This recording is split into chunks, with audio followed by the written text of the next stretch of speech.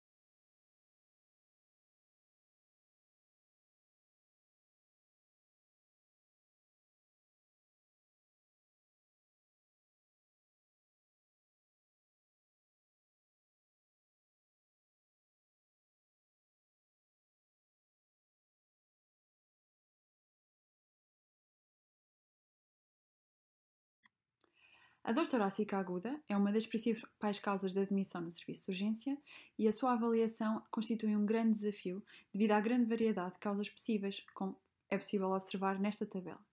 Após a avaliação diagnóstica inicial, até 25% dos doentes admitidos por dor torácica serão diagnosticados com uma síndrome coronária aguda.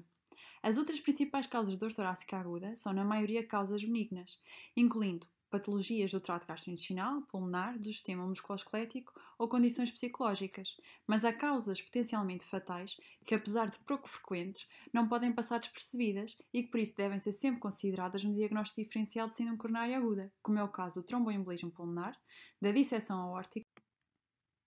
A síndrome coronária aguda inclui o infarto agudo miocárdico com supradesnivelamento do segmento ST e as síndromes coronárias agudas sem supradesnivelamento do segmento ST, as quais se distinguem pelas alterações eletrocardiográficas e pelo doseamento dos biomarcadores cardíacos.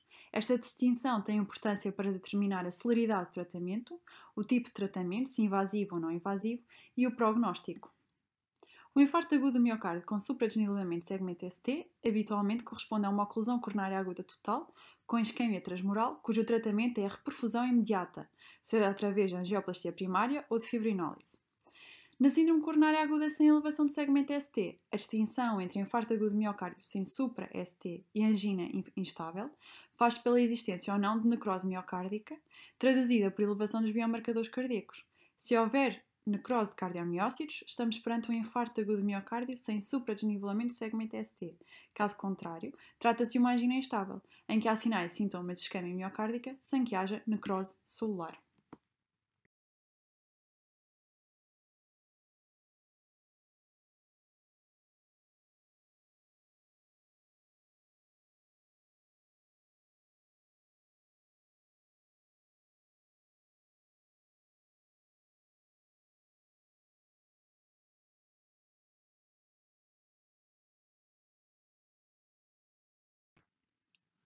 À admissão no serviço de urgência, o doente com síndrome coronária aguda pode apresentar-se já assintomático, ter uma dor típica, caracterizada por uma sensação retroesternal de pressão, aperto ou peso, que irradia para o braço esquerdo, pescoço ou mandíbula, com menos frequência pode irradiar para os dois braços ou para o braço direito, ou apresentar-se com um quadro de insuficiência cardíaca aguda, em choque cardiogénico em consequência de complicações mecânicas, apresentar-se com arritmias ventriculares ou mesmo em paragem cardiorrespiratória.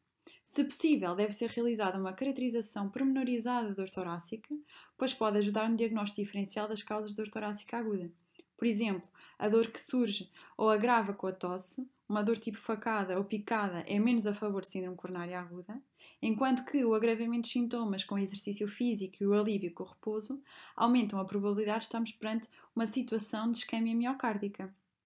Também o alívio com a toma de nitratos aumenta a probabilidade de isquemia miocárdica, mas este não é um sinal específico, pois também há alívio noutras situações de dor torácica aguda. Os doentes devem ser questionados pela presença de outros sintomas para além da dor, que por vezes até podem ser os únicos sintomas, nomeadamente por dispneia, náuseas ou vômitos, sudorese, síncope ou dor epigástrica. Apresentações atípicas são mais frequentemente encontradas em idosos, mulheres, diabéticos, em doentes com doença renal crónica ou com demência. E depois de todos estes sintomas, devem ser em todos os doentes com dor torácica aguda, deve ser obtido um ECG nos primeiros 10 minutos desde a chegada ao serviço de urgência. No nosso hospital, todos os doentes triados com dor torácica fazem o ECG, o que permite desde logo distinguir os doentes com supradesnivelamento do segmento ST dos restantes, uma vez que é este o grupo de doentes que necessita da instituição de uma estratégia de reperfusão imediata. E o que é um supradesnivelamento do segmento ST? No contexto clínico apropriado, considera-se elevação do segmento ST que sugere oclusão coronária aguda, a elevação, de novo, do segmento ST em pelo menos duas derivações contíguas, sendo esta elevação de pelo menos 1 mm em todas as derivações, excepto em V2 e V3, nos quais se aplicam cutoffs diferentes dependendo do género e idade do doente. Nos homens com menos de 40 anos, esta elevação deve ser de pelo menos 2,5 mm, enquanto que em homens com 40 anos ou mais, basta que seja superior ou igual a 2 mm. Já nas mulheres, independentemente da idade, a elevação deve ser de pelo menos 1,5 mm. Também existem cutoffs diferentes para as derivações posteriores, de V7 a V9, que são utilizadas para o diagnóstico de infarto posterior, em que a elevação basta ser superior ou igual a meio milímetro, independentemente do género e da idade.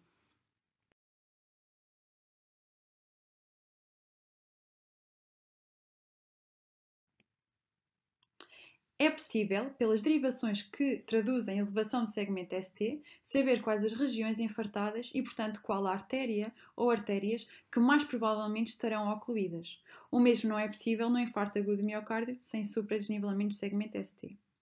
Nos doentes com infarto do miocárdio inferior, portanto com o supradesnivelamento do segmento ST nas derivações inferiores, D2, D3 e AVF, devem ser obtidas as derivações direitas, V3R e V4R, para avaliar a extensão ao ventrículo direito, uma vez que tal tem implicações na abordagem terapêutica, nomeadamente contraindica a utilização de nitratos para alívio da angina, pois o enchimento do ventrículo direito está muito dependente da pré-carga, que é diminuída com a venodilatação induzida pelos nitratos.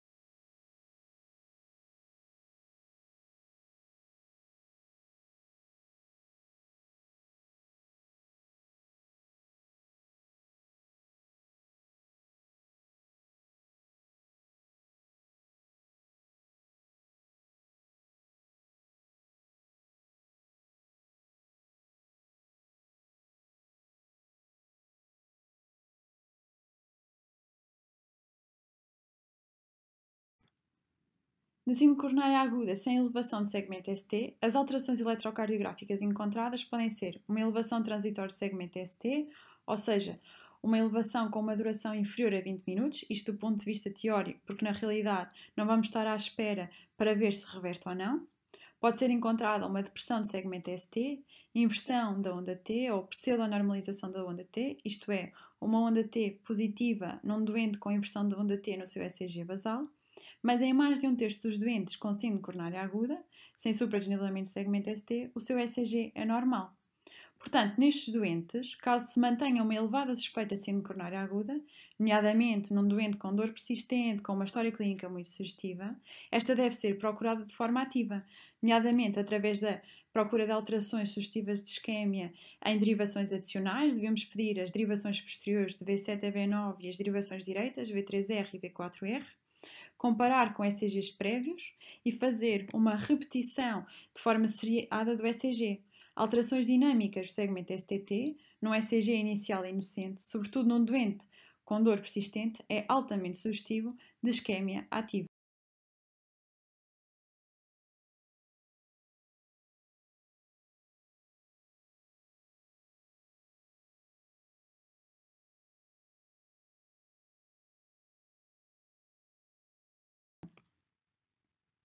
Há formas de apresentação eletrocardiográficas atípicas, isto é, sem qualquer supradesnivelamento de segmento ST nas 12 derivações standard, que devem conduzir a uma estratégia de revascularização emergente, tal como acontece no infarto com supra, sobretudo em doentes que têm sintomas em curso compatíveis com isquemia de miocárdio.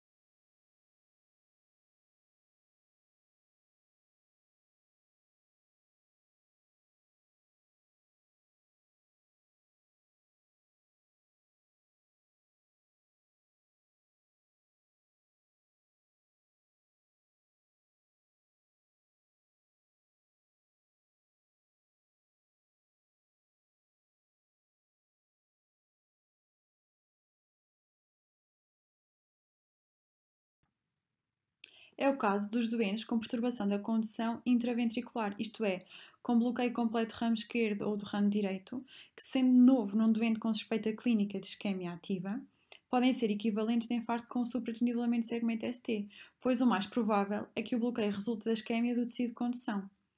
No caso do bloqueio completo de ramo direito, o ECG é interpretável e, portanto, na presença de um bloqueio de novo num doente com dor, deve-se pensar que o bloqueio pode ser causado pela isquemia e deve-se procurar de forma ativa por alterações sugestivas de isquemia aguda.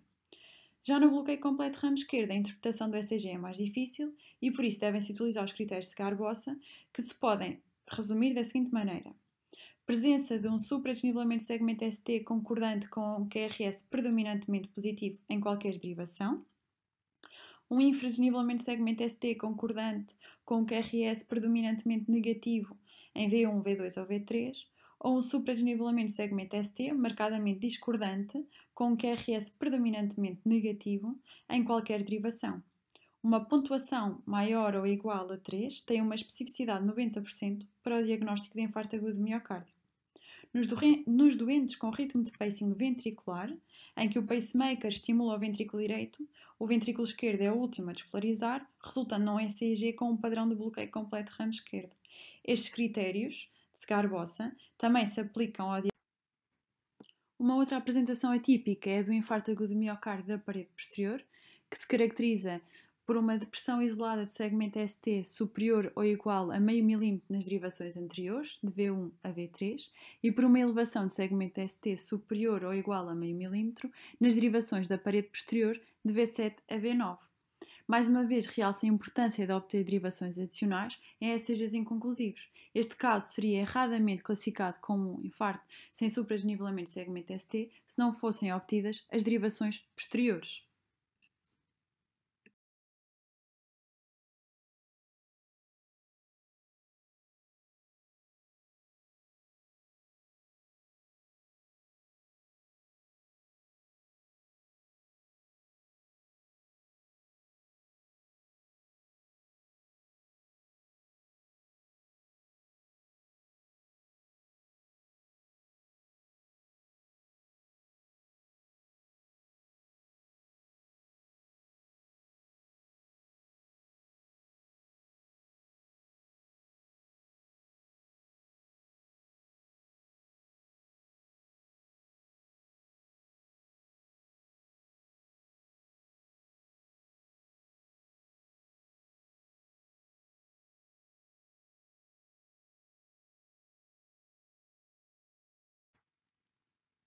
Em caso de oclusão do tronco comum ou doença multivaso, há uma extensa área de isquemia subendocárdica difusa e, como tal, traduz-se eletrocardiograficamente por uma depressão do segmento ST de pelo menos 1 milímetro em 8 ou mais derivações, associadamente à elevação do segmento ST em AVR e ou em V1, pois há um desvio do vetor do segmento ST em direção à base dos ventrículos, onde há a isquemia.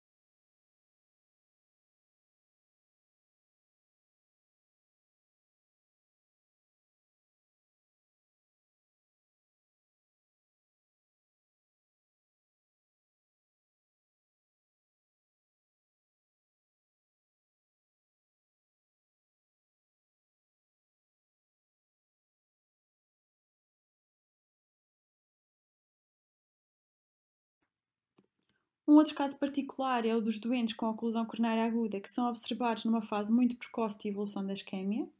Nestes doentes pode ainda não haver elevação de segmento ST, havendo apenas ondas T hiperagudas.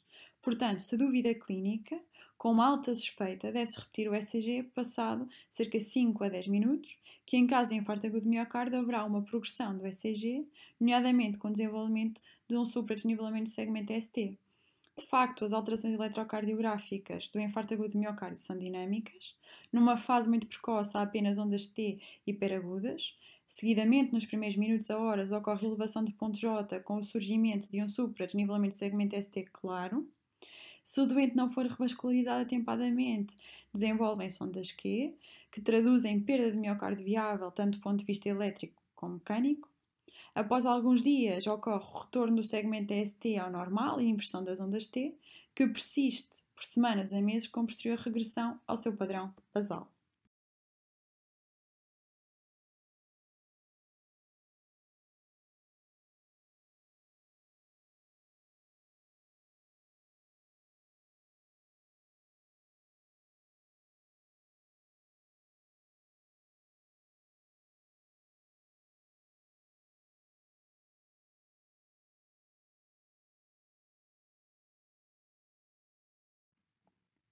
No contexto de haver sinais e sintomas compatíveis com isquemia aguda do miocárdio, em que não há elevação do segmento ST no ECG, o doseamento dos biomarcadores vai ser importante para definir a existência de lesão do miocárdio, extinguir entre infarto sem supradesnivelamento do segmento ST em angina instável e contribuir para a estratificação prognóstica. As troponinas cardíacas são componentes do aparelho contrátil dos cardiomiócitos e são expressas quase exclusivamente do coração, portanto, a sua detecção no sangue traduz lesão destas células. Atualmente, são os biomarcadores preferidos, pois são mais sensíveis e específicos comparativamente com os restantes, nomeadamente que a isoforma MB da creatinacinase e a mioglobina, cuja determinação concomitantemente com as troponinas ajuda sobretudo na determinação do tempo de evolução do infarto e na detecção precoce de reinfartos. Por definição, considera-se que há lesão do miocárdio quando se detectam níveis sanguíneos de troponina acima do percentil 99 do limite superior de referência para indivíduos saudáveis, sendo que no nosso hospital o ensaio de autossensibilidade utilizado tem como cutoff para o percentil 99 do limite superior de referência uma concentração de troponina de 14 nanogramas por litro. Esta lesão do miocárdio será aguda se houver um padrão de subida e ou descida dos valores de troponina, sendo que quanto mais pronunciada for esta diferença, maior a probabilidade de infarto agudo de miocárdio. Por outro lado, a lesão de miocárdio será crónica se houverem níveis persistentemente elevados de troponina, ou seja, sem variação. Os valores e a variação da concentração da troponina devem ser interpretados tendo em conta o tempo de... Embora os valores elevados de troponina reflitam lesão das células do miocárdio, não indicam os mecanismos fisiopatológicos subjacentes. Por exemplo, podem surgir na sequência de extensão mecânica induzida pela pré-carga ou situações de stress fisiológico, havendo assim muitas outras patologias cardíacas e não cardíacas que provocam lesão miocárdica e, consequentemente, se associam à elevação da troponina, nomeadamente taquiarritmias, insuficiência cardíaca, emergência hipertensivas, miocardite, entre outras. Também estão aumentadas em condições potencialmente fatais, como a disseção aórtica e o tromboembolismo pulmonar. Daí que, para além da subida de troponina acima do percentil 99 de referência, com uma cinética de subida ou descida, faz parte da definição universal de infarto a existência concomitante de isquemia miocárdica aguda, traduzida por sinais clínicos, manifestações eletrocardiográficas, alterações imagiológicas com hipocinésia ou cinésia ou evidência de um trombo intracoronário na angiografia.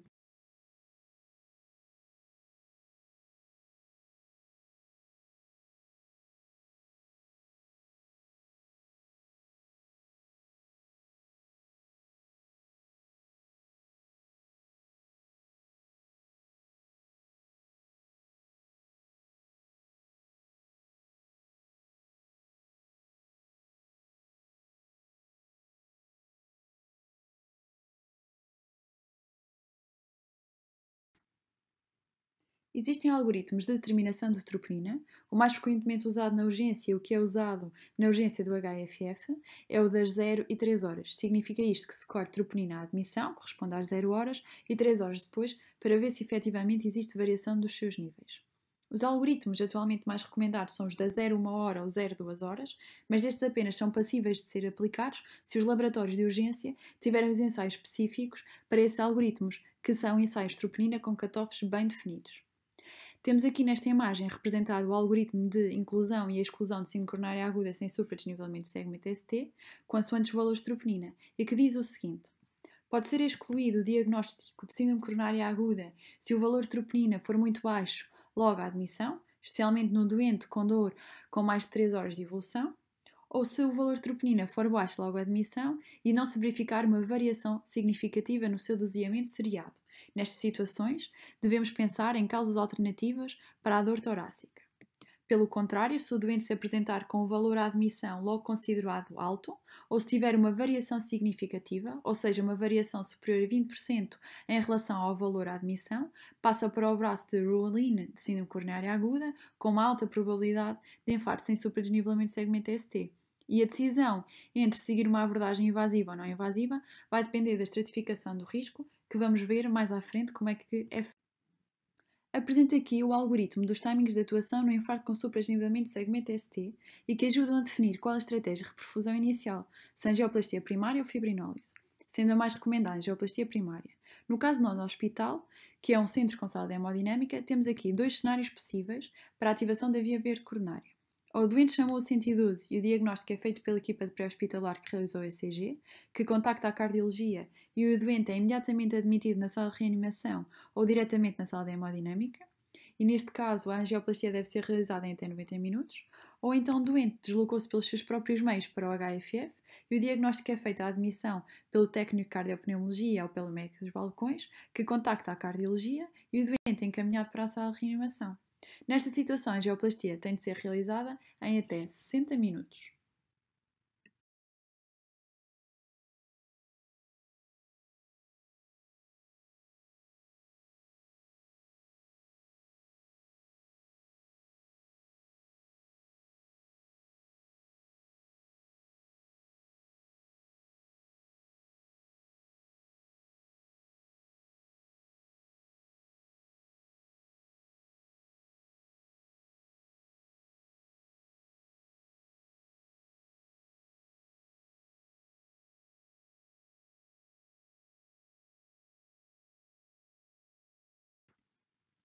Na sala de reanimação, ou nos balcões, no caso da síndrome coronária aguda sem supradesnivelamento de segmento ST, deve estabilizar o doente, nomeadamente tratar a dispneia, a dor e a ansiedade.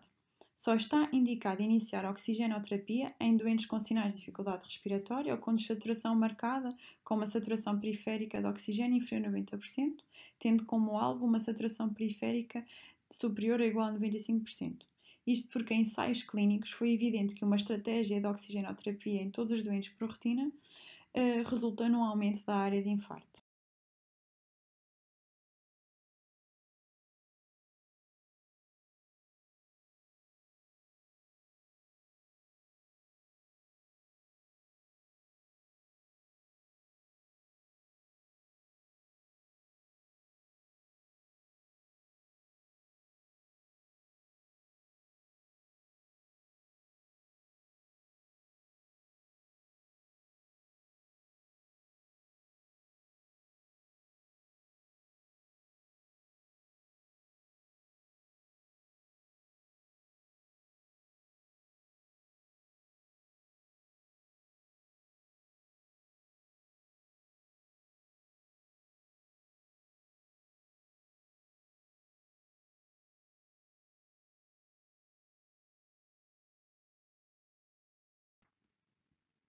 A dor deve ser controlada com opioides endovenosos, nomeadamente com a morfina.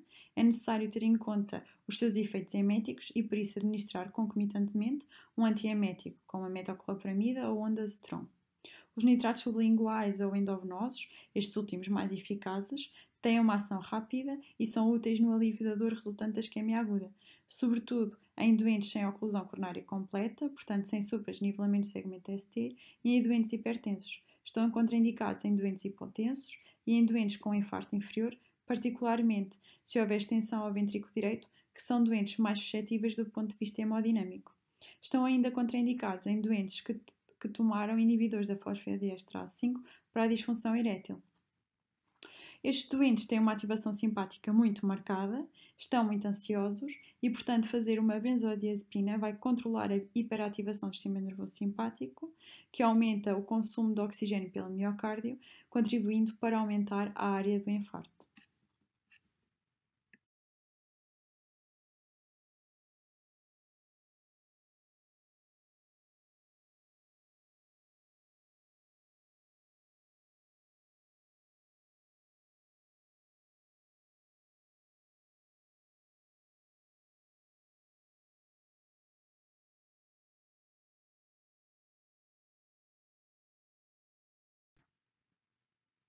Um pilar fundamental do tratamento das síndromes coronárias agudas é a terapêutica antitrombótica, que inclui antiagregantes e anticoagulantes, pois a ativação plaquetária e a cascata da coagulação desempenham um papel-chave na fase inicial e na evolução das síndromes coronárias agudas. Os fármacos escolhidos dependem sempre do risco isquémico e hemorrágico do doente, consoante as suas características clínicas, comorbilidades, medicação habitual e o procedimento de escolha, se será revascularizado percutaneamente ou cirurgicamente. A aspirina é dada a todos os doentes, sendo que em doentes previamente não tratados com aspirina deve ser dada uma dose de carga de 300 mg, seguida por uma dose de manutenção de até 100 mg por dia.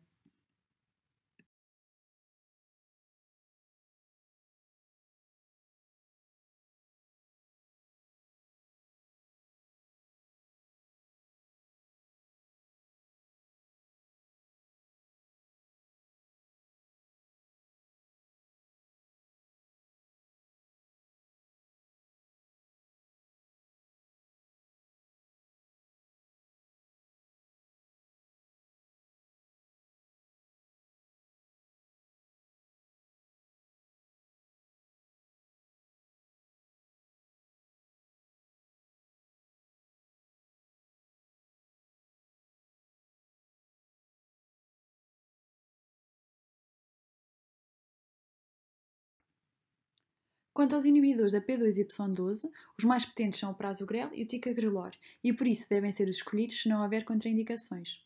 O clopidogrel é menos potente e tem um início de ação mais tardio, e por isso só deve ser usado se os mais potentes estiverem contraindicados, não estiverem disponíveis, se o risco hemorrágico for elevado ou em doentes que têm de ficar a fazer anticoagulação por outros motivos, nomeadamente por fibrilação auricular.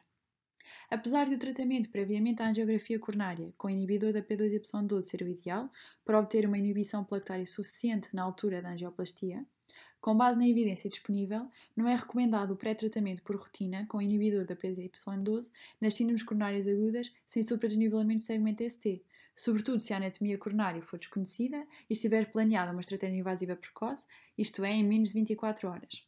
No caso de infarto com supradesnivelamento do segmento ST, os inibidores da P2Y12 devem ser dados em dose de carga antes ou pelo menos durante a intervenção percutânea. No entanto, essa decisão deve ser tomada em conjunto com a cardiologia, sobretudo em situações em que o diagnóstico de infarto agudo do miocárdio não é claro, devido até à possibilidade de outros diagnósticos alternativos, como a disseção aórtica, que requer intervenção cirúrgica, podendo nestas situações a administração do inibidor da P2Y12 ser adiado até ao conhecimento da anatomia coronária.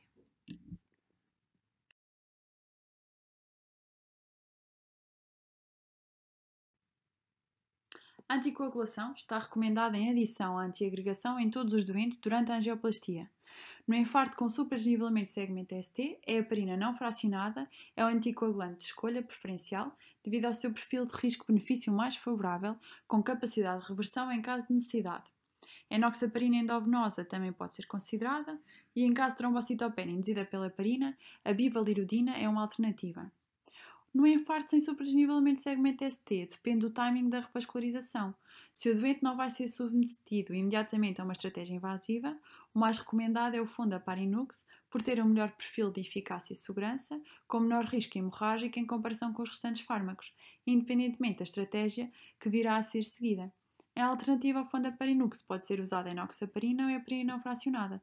No nosso hospital, habitualmente, o doente fica com enoxaparina em dose terapêutica ajustada à função renal até à estratégia de reperfusão. Ao contrário dos antiagregantes, após a angioplastia, se não houver uma outra indicação para anticoagulação terapêutica, nomeadamente a existência de fibrilação auricular, os anticoagulantes devem ser descontinuados e mantidos apenas em dose profilática se houver necessidade disso.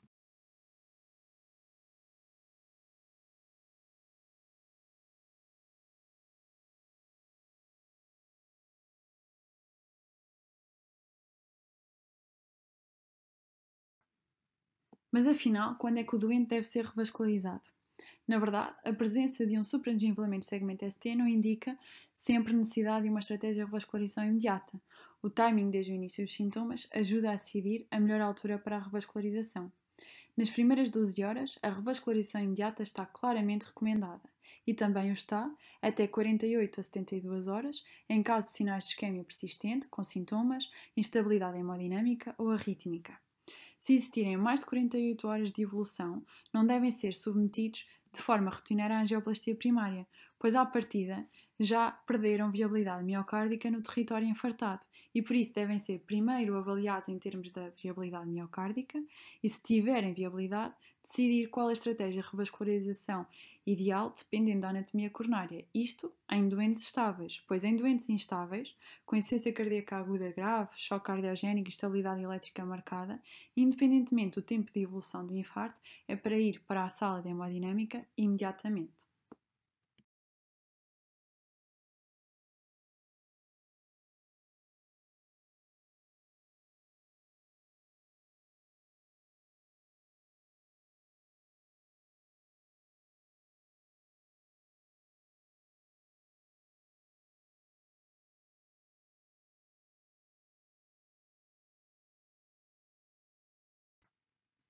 No caso do infarto sem supradesnivelamento de segmento ST, doentes de muito alto risco devem ser colocados em menos de 2 horas na sala de hemodinâmica. Este grupo inclui doentes hemodinamicamente instáveis, com choque cardiogénico, dor torácica refratária ao tratamento médico, insuficiência cardíaca aguda grave, claramente relacionada com a síndrome coronária aguda e instabilidade elétrica marcada. Doentes com um perfil de alto risco, isto é, doentes com infarto agudo de miocárdio estabelecido, com uma cinética de marcadores e sinais de isquemia aguda, alterações dinâmicas do segmento STT, um score de Grace superior a 140, devem ser revascularizados em menos de 24 horas. Nos doentes sem risco alto ou muito alto, portanto, doentes de baixo risco, devem ser submetidos à estratégia invasiva de uma forma seletiva, isto é, primeiro devem ser sujeitos a uma avaliação não invasiva, anatómica ou funcional, antes de serem submetidos a uma estratégia invasiva.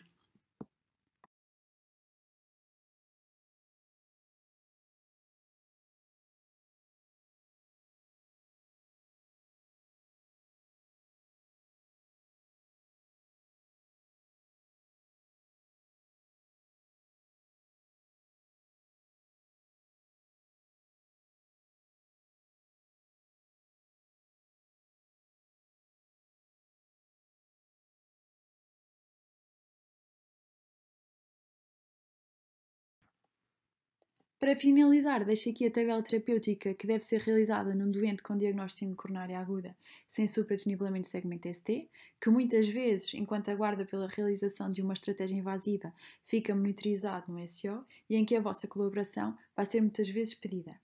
Esta deve então incluir aspirina em dose de manutenção, enoxaparina em dose terapêutica ajustada à função renal, uma estatina de alta intensidade, sendo que no nosso hospital apenas temos disponível a atorvastatina em dose de 40 a 80 mg. Deve incluir modificadores de prognóstico, nomeadamente um beta-bloqueador e um IECA, ou então um AR sem tolerância ao IECA. Deve incluir um nitrato transdérmico para alívio da dor, que é colocado de manhã e retirado ao jantar. E deve também incluir um inibidor de homoprotões se o doente tiver um elevado risco hemorrágico gastrointestinal.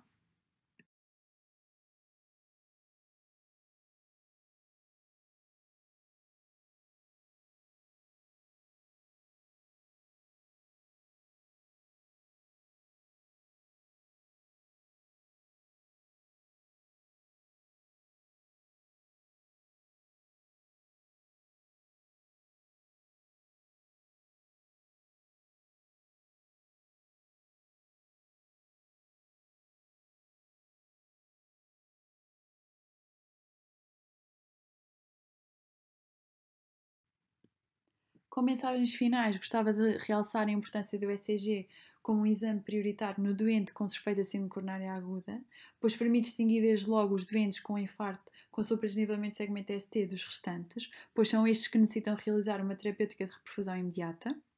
Um ECG normal não exclui a síndrome coronária aguda, pois, como vimos, em mais de 30% dos casos de síndrome coronária aguda sem supradesnivelamento de segmento ST, o ECG pode ser normal.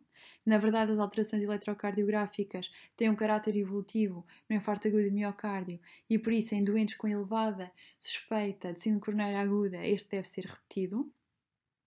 Os valores e a variação da concentração de troponina devem ser interpretados tendo em conta o tempo de evolução da dor, com especial atenção para os doentes que vêm ao serviço de urgência muito cedo, com menos de 1 hora de evolução, e aos doentes que vêm muito tardiamente, já na altura de pico da concentração de troponina ou na curva descendente.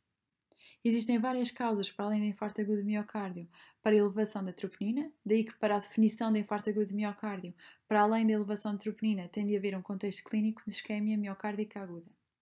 A terapêutica antitrombótica é uma peça-chave na abordagem de síndrome coronária aguda, sendo decidida com base no balanço entre o risco hemorrágico e isquémico. O pré-tratamento com inibidor da Y12 não está recomendado por rotina na síndrome coronária aguda sem supradesnivelamento de segmento ST, sobretudo se a anatomia coronária é desconhecida. E pronto, era isto que tinha para vos apresentar. Espero que tenha sido útil. Deixo-vos aqui o meu e-mail caso queiram esclarecer alguma dúvida.